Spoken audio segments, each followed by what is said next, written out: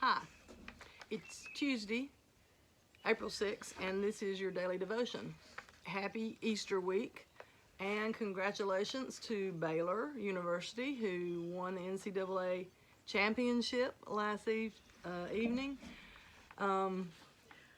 This morning, I heard them ask one of the players, one of the leaders, the main leader, what made their team special, and he said, "We're all sacrificial.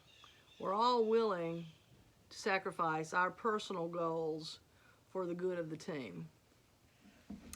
And that's where my mind has been recently. I mean, we've just celebrated Easter. Talk about, God showing us what it means to sacrifice personal safety and personal goals for the good of the whole. Jesus sacrificed everything for us. Last week we read that beautiful passage in Philippians 2 where we read about Jesus humbling himself and becoming obedient to death, even death on a cross. And then on Sunday we celebrated the truth and the amazing victory that God raised him, or to quote the scripture in verse 9, "Therefore God exalted him to the highest place and gave him the name that is above every name." This is the way of love. This is the way of life that God gives us to live, that overcomes all obstacles, even death. I recently was reading in a devotion book some words of Carlo Corretto that I really liked, and it reminds me of what we're talking about. First, his words, "Let us establish three premises. Those who do not love feel superior to everyone else." That's first. "Those who love feel equal to everyone else." This is number two. Third premise, "Those who love much gladly take the lower place." Each one of us can identify his position somewhere along this spectrum, which comprises the 3 degrees of the spiritual life here on earth, says Corretto. Here are the 3 degrees that correspond to those 3 levels of love. Death for those who do not love. Life for those who love. Holiness for those who love much.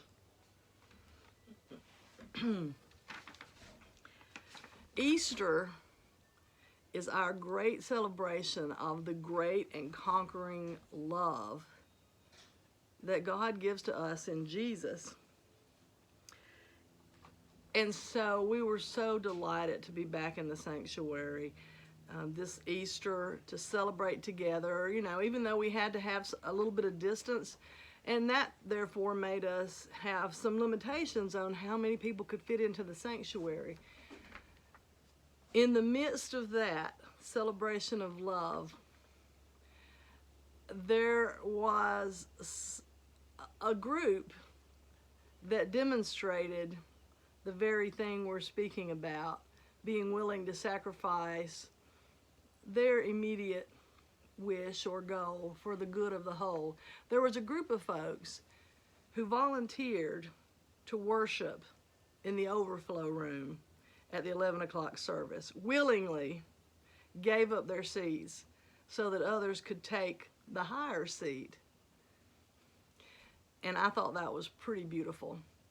And I was able to be in there with those folks as we worshiped on the video screen together in the common room.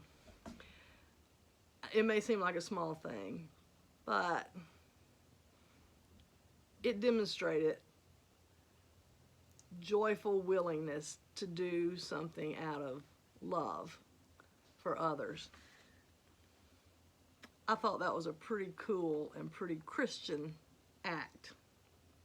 So, yay Baylor, yay worshipers in the common room, but most of all, yay Jesus, and yay all of us who now know and can celebrate the life that is full and free and forever because of God's love. Have an Easter kind of day.